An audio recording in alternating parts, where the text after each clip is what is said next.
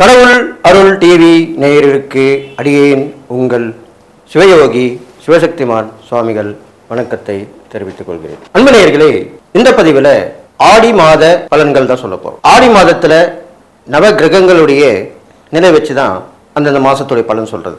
இந்த ஆடி மாதத்தில் இருக்கிற கிரக நிலை வச்சு பார்க்கும் பொழுது அனைத்து மக்களுக்கும் அரசாங்க சலுகைகள் கிடைக்கும், போராடி வெற்றி பெறுவார்கள்.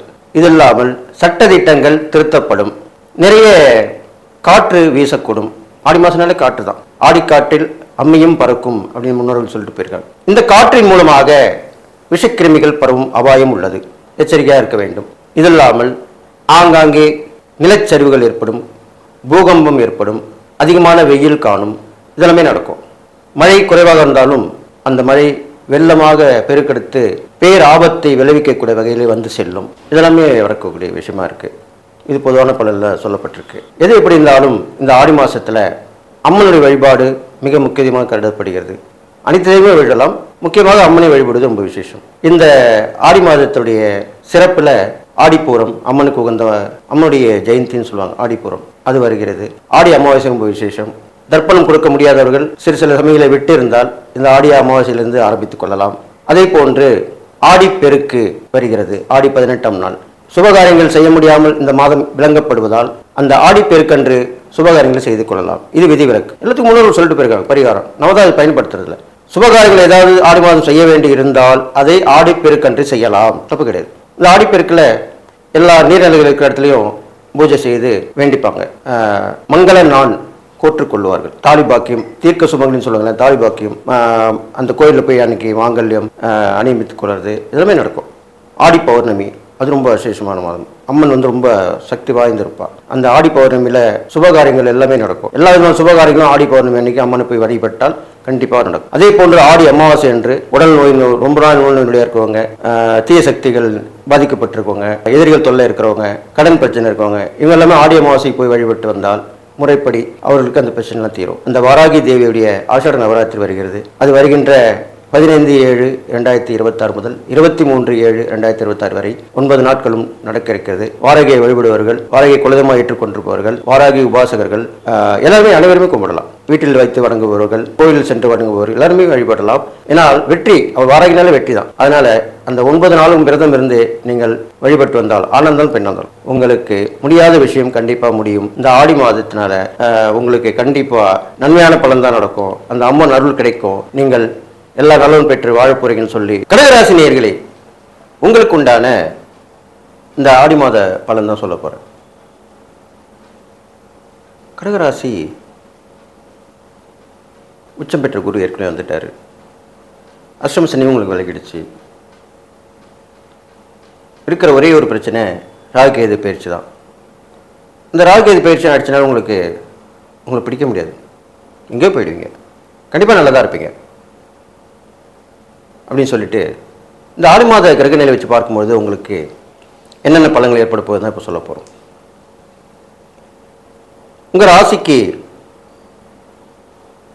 குரு வந்துட்டார், ஒரு உச்சம் பெற்று விளங்குகிறார். கடகராசியில் குரு உச்சம். போதாக்குறைக்கு இந்த ஆடி மாதத்தில் சூரியன் அவரோட சேர்ந்துட்டார். ஏற்கனவே நான் சொல்லிட்டு வரேன், குருவும் சூரியனும் சேர்ந்தாலும் பார்த்தாலும் கஜகேசரி யோகம் என்ற பெரிய யோகம் விளங்க வரும். அதன் மூலிமா நல்ல பலன் கிடைக்கும் அப்படி தான் சொல்லிட்டு வரேன். அப்போ உங்கள் ராசிலேயே அந்த யோகம் ஏற்பட்டிருக்கும்போது இந்த ஆடி மாதம் முழுவதுமே கண்டிப்பாக நல்ல மாதமாக இருக்கும். அதில் எந்த சந்தேகமும் உங்களுக்கு வேணாம். ஏன்னா நீங்கள் சந்தேகப்படுறவங்க தான், குழப்பம் உள்ளவங்க தான், மனம் அலைபாய்ந்து கொண்டு இருப்பவங்க தான். அதனால தான் அப்படி சொல்கிறேன். என்னென்ன நடக்கும்? இந்த ஆடி மாதம் ஆரம்பித்த உடனே உங்களுடைய திறமைகள் வெளிப்படும். உங்களை யார் யார் பார்க்கணும்னு நீங்கள் யார் யார் பார்க்கணும்னு நினச்சிருந்தீங்களோ அவங்க உங்களை வந்து பார்ப்பாங்க. உங்களுடைய சொல், செயல், திறமை எல்லாமே வெளிப்படும். கொடுக்கல் வாங்கல் சீராக்கப்படும். வர வேண்டிய வருமானம் வந்து சேர்ந்துடும்.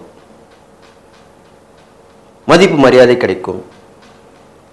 உங்கள் பேச்சுக்கு மதிப்பு கிடைக்கும். உங்கள் செயலுக்கு பாராட்டு கிடைக்கும்.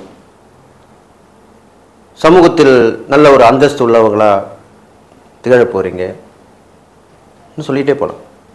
இந்த மாதிரிலாம் நடக்கும். ஆனால் குடும்பத்தில் கொஞ்சம் பிரச்சனைகள் வந்து தான் போகும். உற்றார் உறவினர்கள், நட்பு உறவுகள், இவங்களால கொஞ்சம் மனக்கசப்புகள் ஏற்படும்.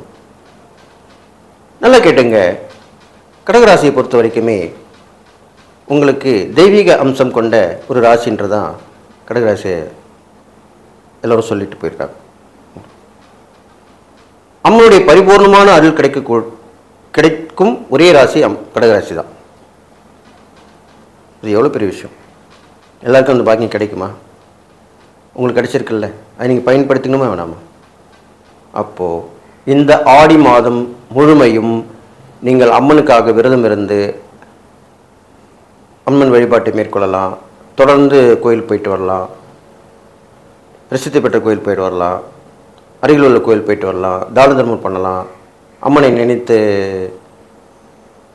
வேண்டலாம், பாட்டு பாடலாம், ஆட்டம் போடலாம், கோவில் திருவிழாக்களில் பங்கு பெறலாம், எல்லாமே செய்யலாம். தெய்வத்தை பற்றி சொல்லக்கூடிய சொற்பொழிவுகள் இருந்தால், நீங்கள் சொல்லக்கூடிய திறமை இருந்தால் சொற்பொழிவு செய்யலாம். ஒரு தெய்வத்துக்கு என்னென்ன வகையில் நம்ம அதை பெருமை கொள்ள வைக்க முடியுமோ அதற்குண்டான முயற்சியில் நீங்கள் இறங்கலாம். அதுதான் அப்படி சொல்லியிருக்கு. நீங்கள் ஒரு பாடகராக இருந்தால் இந்த அம்மன்களை பற்றி பாடல்களை இயற்றி பாடலாம். நீங்கள் ஒரு நடனம் ஆடுபவர்களாக இருந்தால் அம்மனுடைய ஆட்டத்தை ஒவ்வொரு விழாக்களிலும் திருவிழாக்களிலும் பங்கு பெற்று ஆடலாம். நீங்கள் ஒரு உபாசகராக இருந்தால் அம்மனுடைய மந்திரங்களை சொல்லி மகிழலாம். நீங்கள் ஒரு சொற்பொழிவாளராக இருந்தால் அம்மனுடைய புராண கதைகளை சொல்லி அம்மனுடைய பெருமைகளை சொல்லி பக்தர்களுக்கு அந்த அம்மனோட அருள் கிடைக்க வழிவகை செய்யலாம். எரிசக்தி எந்த விதத்தில் நீங்கள் வெளியே கொண்டு வரணும், அதுக்குண்டான முயற்சியில் இருக்கணும். அதுக்கு தான் இப்படி சொல்லிட்டு வரேன். இதை மட்டும் செஞ்சிட்டிங்கன்னா போதும், உங்களுக்கு முடியாத விஷயங்கள் முடியும். நினைத்து நடக்க வேண்டும், கேட்டது கிடைக்க வேண்டும் சொல்கிறோம் இல்லையா, அங்கே நிற்கமா அது நடக்கும் கண்டிப்பாக. இதை நீங்கள் செய்தால் இறை வழிபாடு, இறை சக்தியை பலவிதமான வடிவங்களிலே வெளிப்படுத்த வேண்டும். அவ்வளோதான் விஷயம். குடும்பத்திலிருந்து சில பேர் பிரியக்கூடிய சூழ்நிலை வரும். அது நிரந்தரமான பிரிவாக இருக்காது. அதை பற்றி கவலைப்பட வேண்டாம்.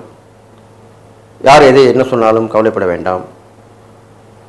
உங்களை அவமானப்படுத்தினாலும் கவலைப்பட வேண்டாம். உங்களிடம் சண்டைக்கு வந்தாலும் கவலைப்பட வேண்டாம். சித்தன் போக்கு சிவன் போக்கு என்று சொல்லி போய்கிட்டே இருக்க வேண்டும். அவ்வளோதான். என்றுமே இறை சிந்தனையில் இருக்க வேண்டும். இது இல்லாமல் அடிக்கடி விபத்துகளை சந்திக்கக்கூடிய நிலைமை ஏற்படலாம். அப்போ கொஞ்சம் விழிப்புணர்வு வேண்டும். நீங்கள் சொந்தமாக வண்டி வாங்கலை போனாலும் அடுத்த வண்டியிலே பயணித்தாலும் கவனமாக இருக்க வேண்டும். வேகம் விவேகமாகாது. நிதானமான போக்கை கடைபிடிக்க வேண்டும். கண்டிப்பாக பேச்சை குறைத்து கொள்ள வேண்டும். பெண்கள் விஷயத்திலே கவனம் தேவை. கண்டிப்பாக நான் சொல்லி ஆகணும். பெண்களுடன் பேசும் பொழுதும் பெண்களுக்குள்ளே கொடுக்கல் வாங்கல், பெண்களுக்கு ஏதோ ஒரு வாக்குறுதி கொடுத்தால் அதை நிறைவேற்ற வேண்டும். இல்லை என்றால் ஒதுங்கிக் கொள்ள வேண்டும். உறவிலேயோ நட்பிலேயோ பெண்கள் வகை தொடர்பு இருந்தால் அதில் கவனம் இருக்க வேண்டும். இதெல்லாம் பண்ணிட்டு வரணும். இல்லை என்றால் பிரச்சனை பெரிதாகவிடும். இதுதான் அப்படி சொல்லிட்டு வந்திருக்கேன். எது எப்படி இருந்தாலும் உங்களுக்கு இந்த ஆடி மாதத்தில் நீங்கள் நீண்ட நாள் எதிர்பார்த்திருந்த வர வேண்டிய தொகை வரத்துக்கு உண்டான வாய்ப்புகள் வரும்.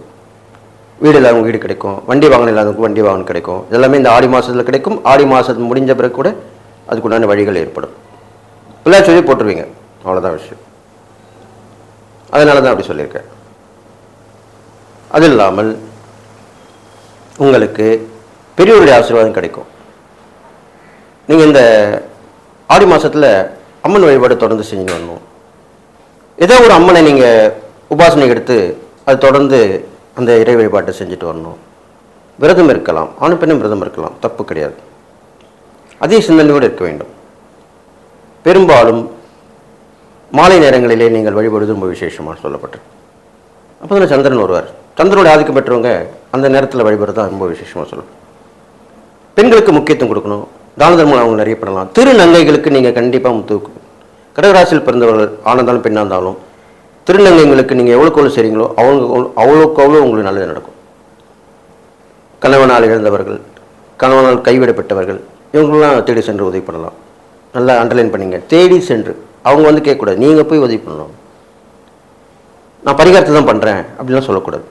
எனக்கு மனசில் தோணுச்சு நான் பண்ணுறேன் அவ்வளோதான் சொல்லணும். அப்போ பலிக்காது பரிகாரம். நல்லதுக்கு போய் சொல்லலாம், தப்பு கிடையாது. இது இல்லாமல் உங்களுக்கு ஜீவராசிகளுக்கு ஏற்கனவே உங்களுக்கு இறக்க சிந்தனை உள்ளது. நீங்கள் தாய்களும் கொண்டவர்கள் என்று எல்லோரும் சொல்லக்கூடிய ஒன்று. அப்போது ஜீவராசிகளுக்கு நீங்கள் தான தர்மம் பண்ணிட்டு வரணும். காக்கைக்கு அன்னம் இடலாம், திருநாய்களுக்கு உணவு கொடுக்கலாம், வீட்டுக்கு வரும் பசுமாட்டிற்கு உணவு கொடுக்கலாம், வழியில் காணும் எந்த விலங்குகளாக இருந்தாலும் உணவு கொடுக்கலாம், தப்பு கிடையாது. ஜீவகாருண்யம் மேற்கொள்ள வேண்டும். அது பண்ணால் போதும், ரொம்ப நல்லது நடக்கும். நிறைய இடத்துல விலங்குகள் பிராணிகளுக்கெல்லாம் தண்ணி இல்லாமல் இருக்குது. அதுவும் இப்போ இந்த கோடை காலத்தில் தண்ணி அதிகமாக, வெயில் அதிகமாக இருக்குது, தண்ணியெல்லாம் ரொம்ப குறைவாக இருக்குது. அப்போது வீட்டில் கூட நீங்கள் மேல் மாடத்தில் ஒரு சின்ன கிண்ணத்தில் தண்ணி வைக்கலாம். அது ரொம்ப விசேஷம்.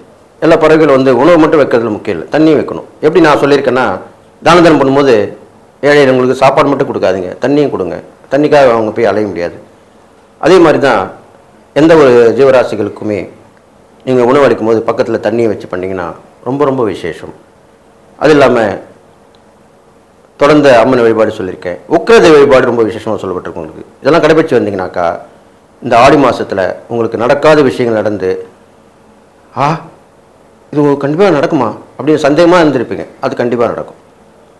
இந்த ஆடி மாத முடிவிலே அதுக்கு உண்டான பலன் தெரியும்னு சொல்லி என்னுடைய ஆசீர்வாதத்தோடு நீங்கள் எல்லா நாளும் பெற்று வாழ்வீர்கள் என்று வாழ்த்தி விடைபெறுகிறேன். நன்றி, வணக்கம். கடவுள் அருள் டிவியை பார்த்தமைக்கு நன்றிகள். மேலும் இது போன்ற தகவல்களை தெரிந்து கொள்ள கடவுள் அருள் டிவியை சப்ஸ்கிரைப் செய்யுங்கள். மறக்காமல் பெல் ஐக்கானை கிளிக் செய்யுங்கள்.